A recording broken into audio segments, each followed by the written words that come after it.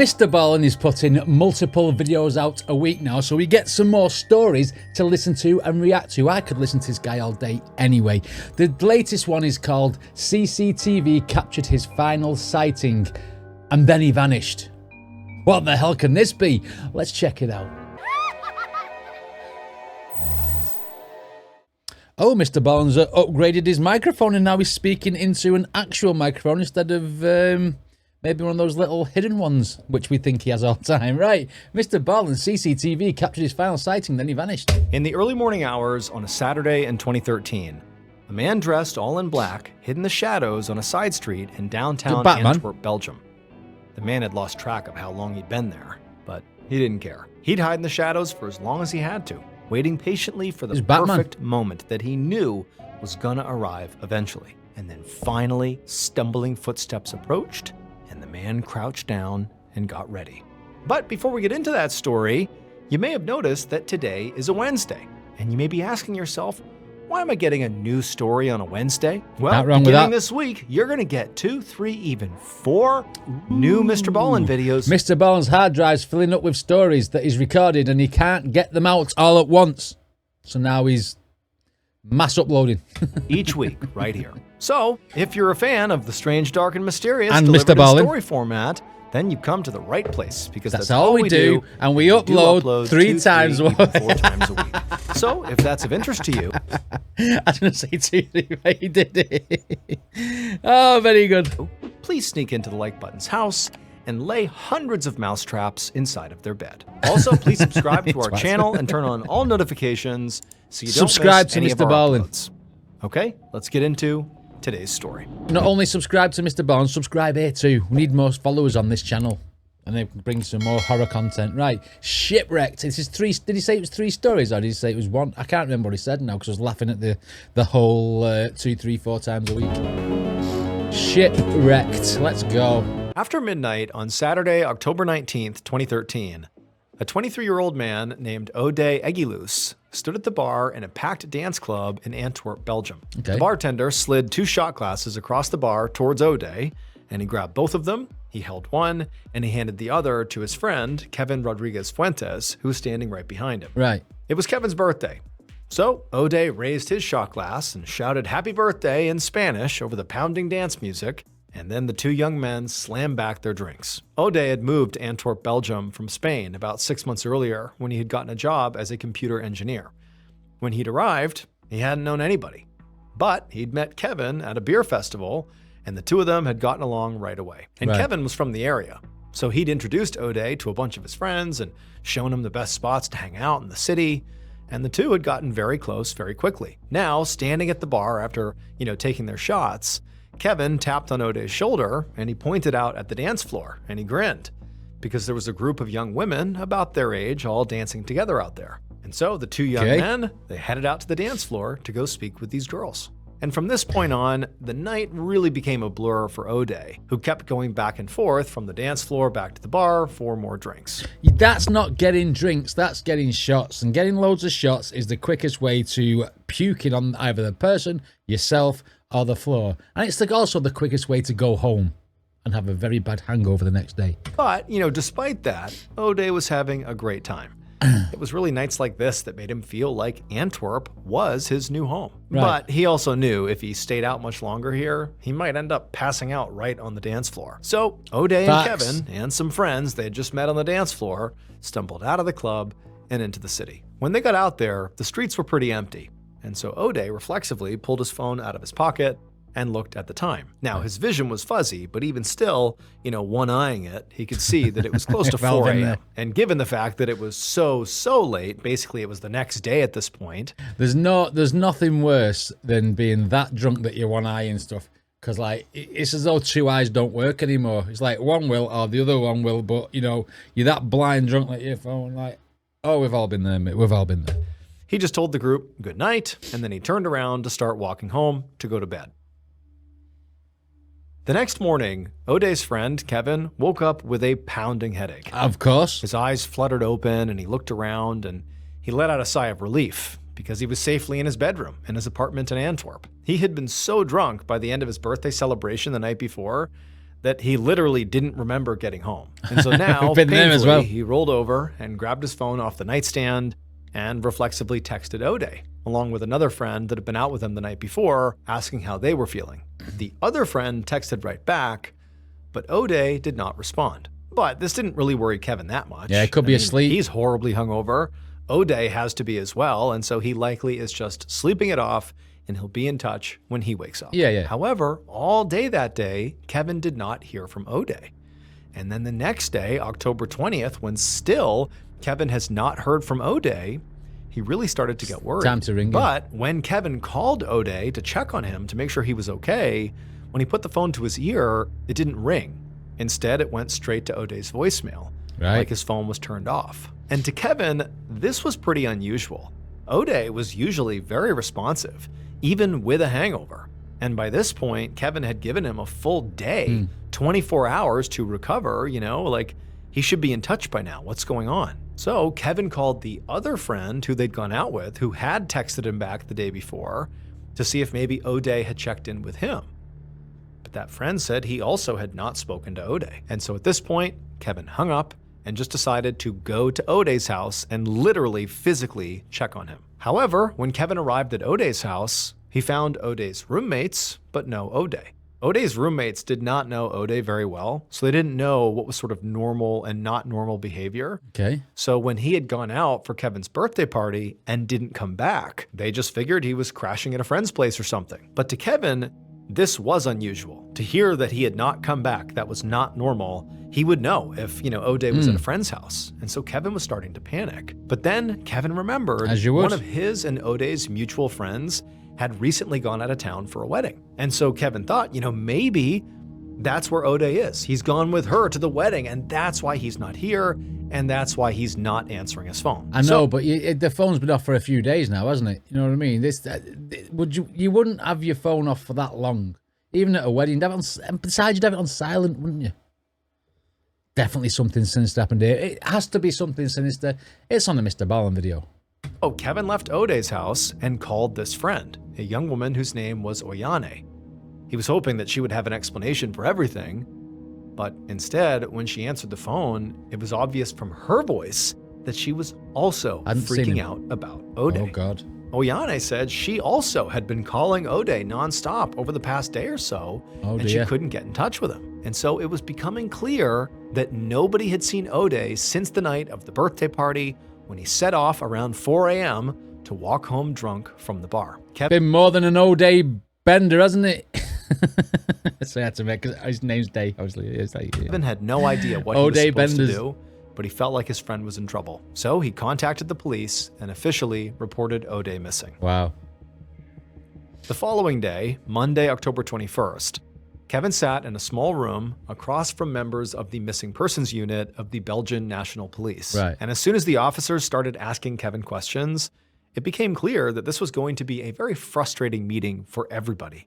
Because no matter how hard Kevin tried, he literally couldn't remember much at all. His memory of his and O'Day's night out on his birthday were really just blurry images and pieces of random conversations because, he was drunk. But Kevin did manage to remember. Mr. Ballen's got changed.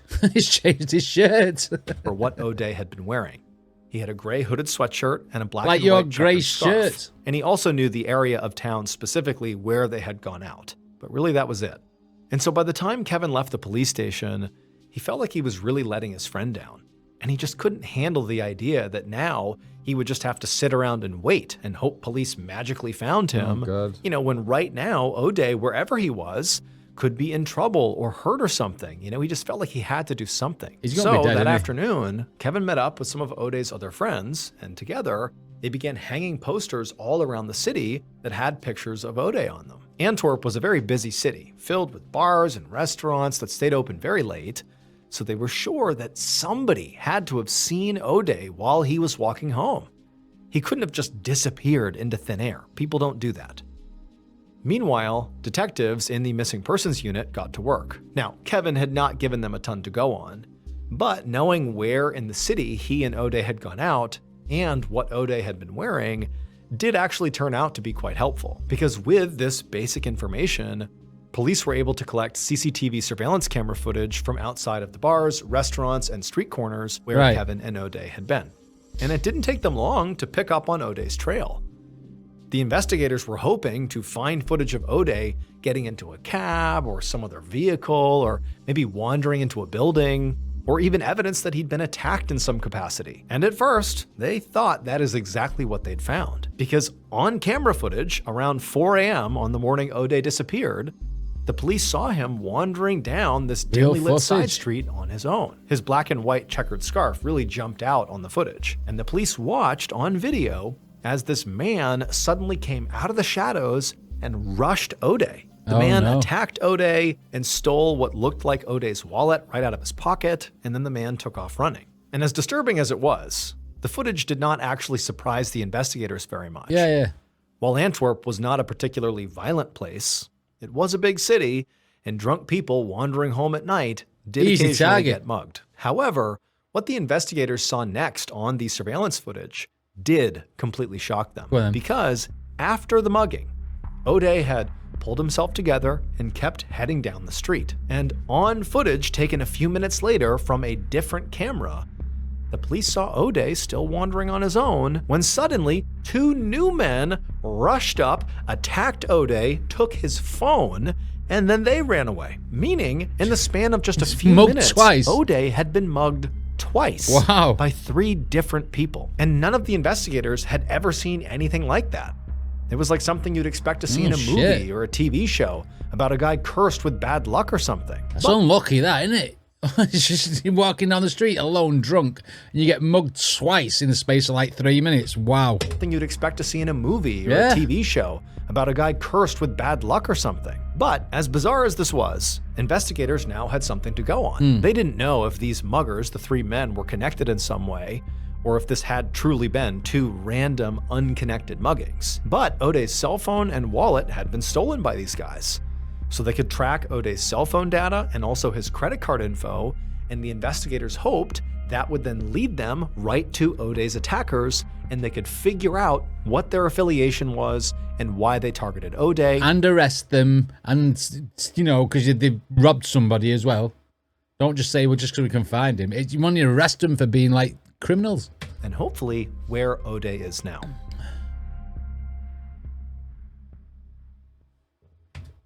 Oh, is this one story?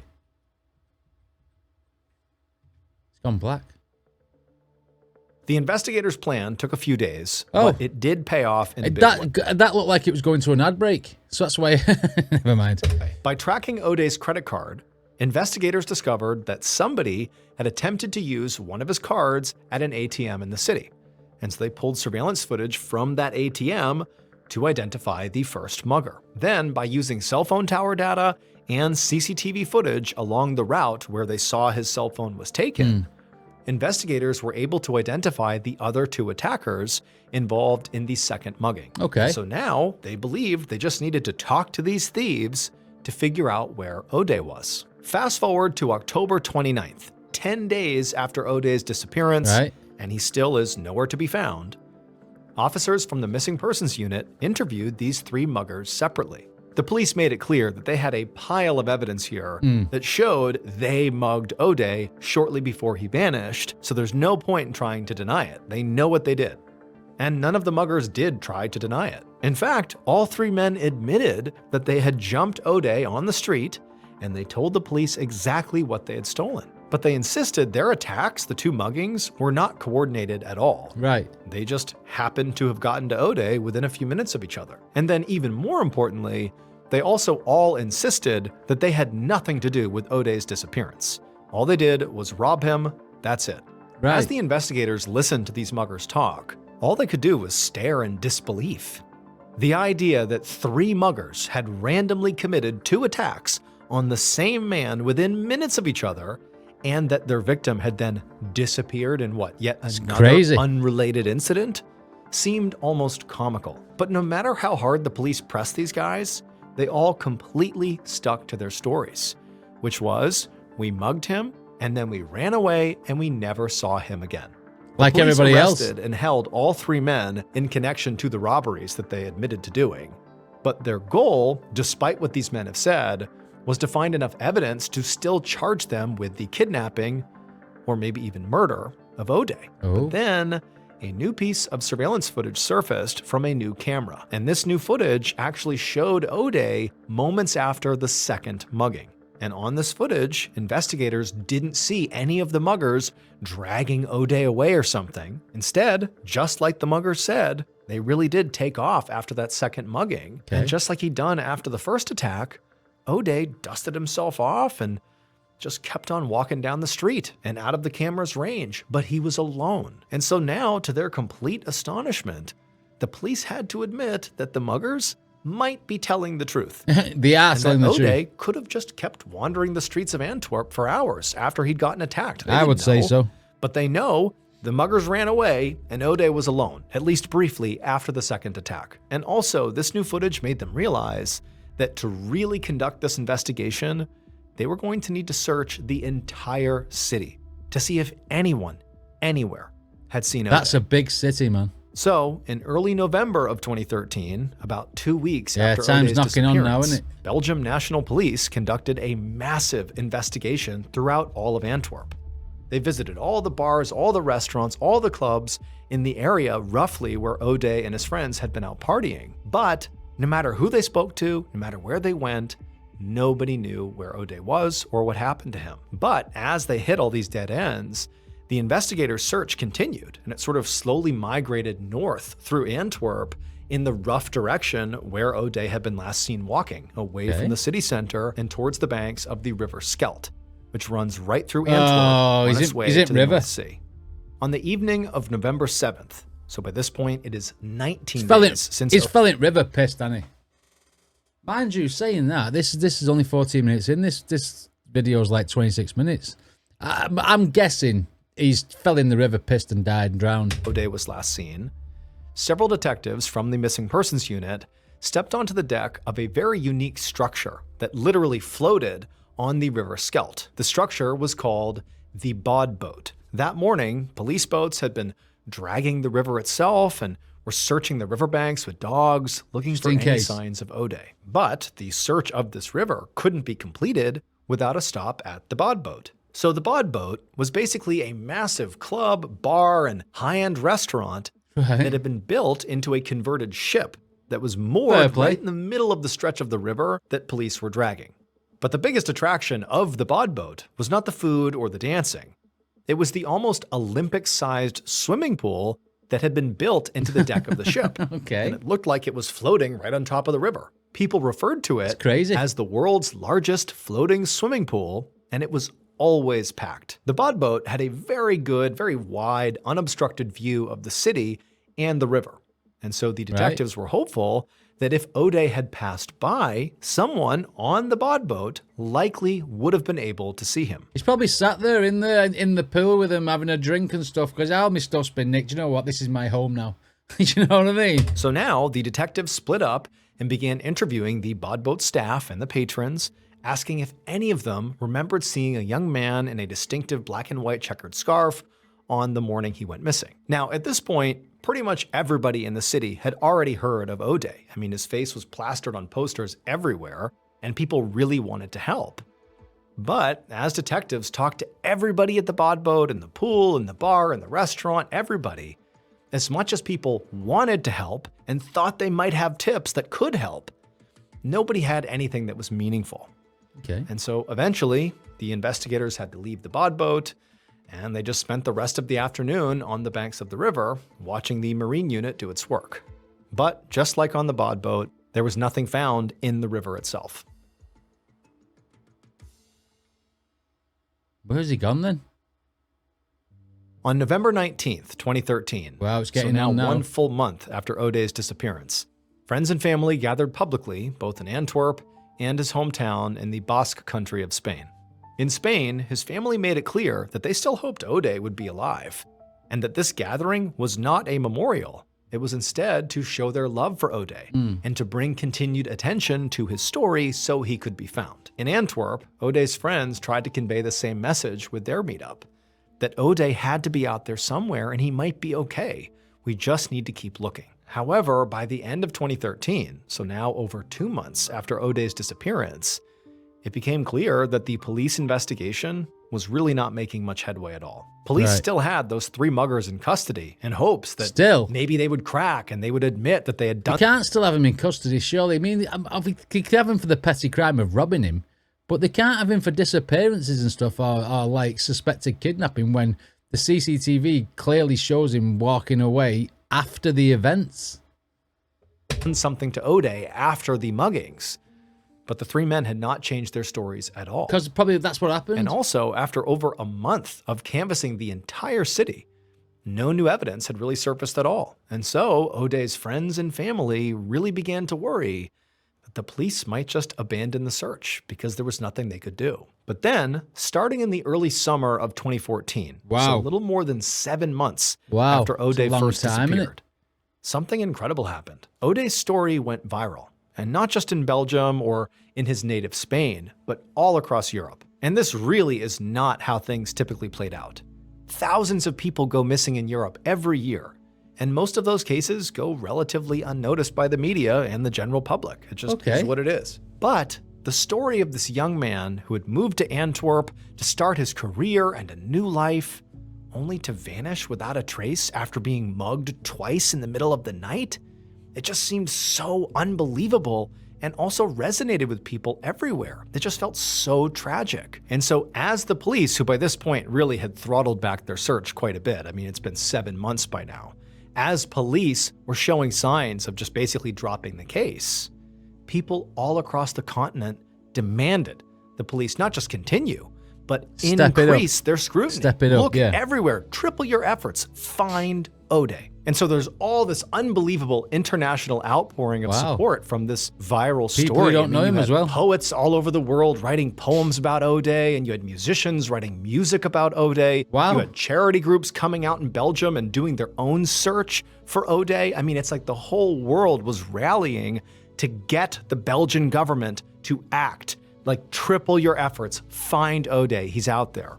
This is not going to bode well for O'Day. For the simple fact is, if this has made such a big noise all across Europe, it would be on the radios, the TV screens, it would have been everywhere, people in the streets. He would have at some point, if he was alive, seen something about himself and then got in touch with the people who are looking for him.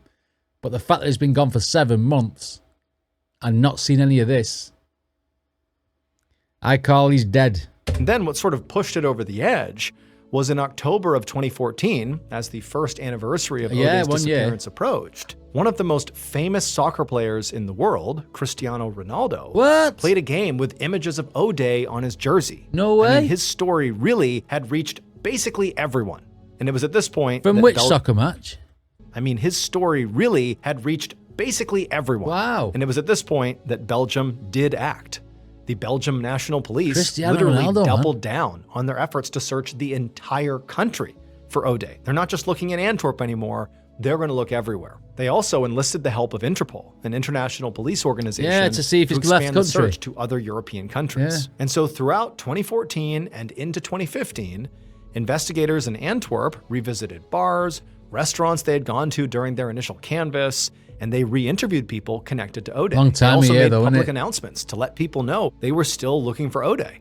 But despite all this effort, despite really doing their absolute best to find O'Day, they couldn't find him. But then on September 18th, 2015, so 1 year and 11 months after O'Day's disappearance, something happened with the bod boat that changed everything. So to understand what happened, you need to take into account the literal design of the bod boat. So the bod boat really was, this entertainment hub that had been installed in this decommissioned boat. But the boat is not like a boat that we think of when we think of a huge ship or something where there's multiple stories and a huge deep keel that goes beneath the surface of the water.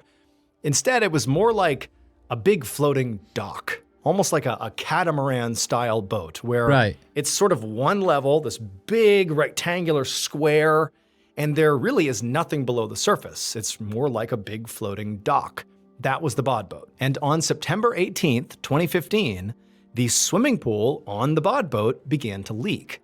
Now, remember, you're looking out at the bod boat from land, and it basically looks like a big floating dock with all these attractions on it, including a pool. And so even though you'd see the surface of the swimming pool being at level with everything else, basically right at the top of the river, well, there's a recessed portion that effectively touches down into the river. And so at some point, there's a leak that formed on the base of this pool. Right. And the pool began taking on all this extra water, and the pool literally broke off from the bod boat structure. Wow. And it sank to the bottom of the river. Shit. Now, luckily, no one had gotten hurt when this happened, but the story had taken over the news. The bod boat was a huge attraction for people in Antwerp, as well as for tourists visiting the city. And so the city immediately began working to come up with a plan to resurface the swimming pool and rebuild the bod boat. Finally, on February 11th, 2016, so almost 2.5 years after O'Day's disappearance and 5 months after the swimming pool sunk, 2 cranes attached to a boat were brought in to latch onto the base of this pool at the bottom of the river and try to resurface it. That took a long time, didn't it? And on that afternoon, a member of the work crew stood on the boat, watching the water and helping oversee everything as the cranes slowly did their work. And as he kept his eyes trained on the water, eventually, the bod boat's swimming pool, which was still actually mostly intact, broke the surface. And as this happened, a few of the workers let out a cheer, but something in the water caught the crew member's attention. Oh, it's going to be his body, isn't it? At first, he couldn't tell what it was, but when he leaned down to get a better look, he immediately shouted for the crane operator to stop. The cranes fell silent, and with shaking hands, the crew member took out his phone and called the police. Eventually, once they put all the evidence together, shit, has he been underneath that dock all the time? Happened to O'Day on the early morning of October 19th, 2013. At around 4 a.m., after leaving his friends, O'Day began his walk home. And like the police already knew, he was mugged twice in a matter of minutes. But after the second mugging, he really did pick himself up and sort of collect himself, and very likely he was hurt, he was scared, and he was very drunk, so likely disoriented, doesn't know if there are more threats coming, doesn't really understand what's even happening, but he needs to get home. And we know he continued trying to walk home for some time, because eventually he came in contact with a group of strangers who would eventually come forward and confirm this. But they apparently saw this guy who looked beat up and disoriented. It was O'Day, and they called out to him and tried to convince him to let them book him a cab to get him home. But he was so disoriented and so drunk, he didn't even answer them, and he just walked off. Wow. But at that point, he had moved fairly far north in the city, and he was getting near the banks of the River Scheldt. So for reference, he had walked pretty far off course. He was not near his home. He was clearly because he was lost. Drunk.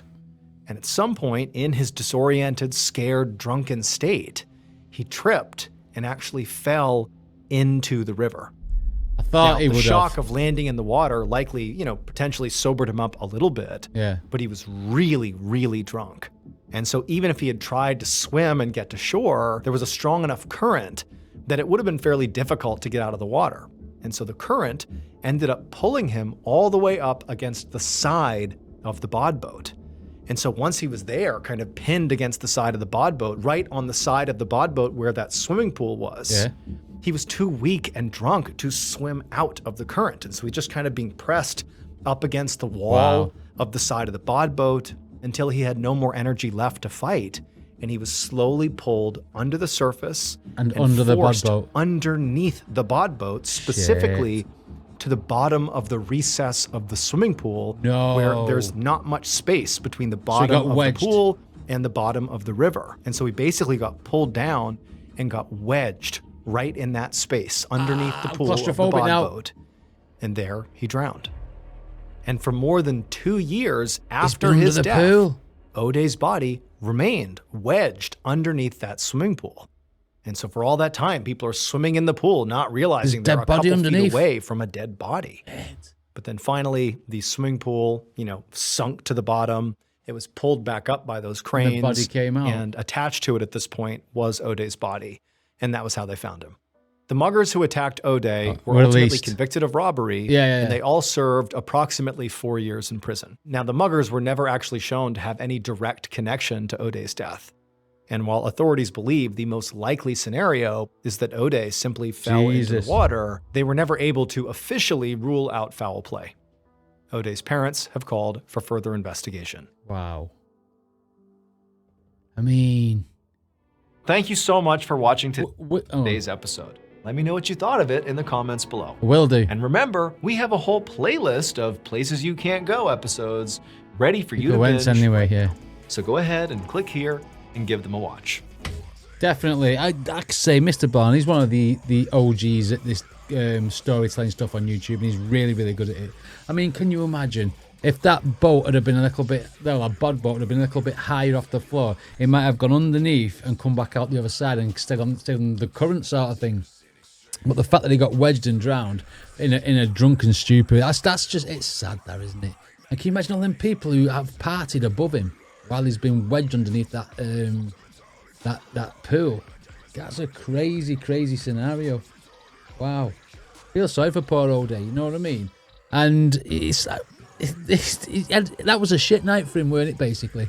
He got levered, then he got mugged twice, and then he fell in the water and got drowned, well, wedged underneath. That made me feel like I was stuck in my own clothes. I was thinking of Nutty Putty when that guy got stuck in the cave, that John Jones, and like wedged underneath, and that obviously made me feel like I was trapped there. And that story, the way he told it, was giving me the visuals of the similar sort of thing, but underwater, which is like 10 times worse because you drown straight away. Wow. What a sad story. What a sad story. Anyway, what did you guys think? Let me know in the comments. Don't forget to check out Mr. Ballen's original video. Give him a like, give him a subscribe, etc. Everything that I always say. If you want to hang around here and subscribe to me too, I would much appreciate it, because we need more followers on the horror channel. Right, I'll see you guys on the next video.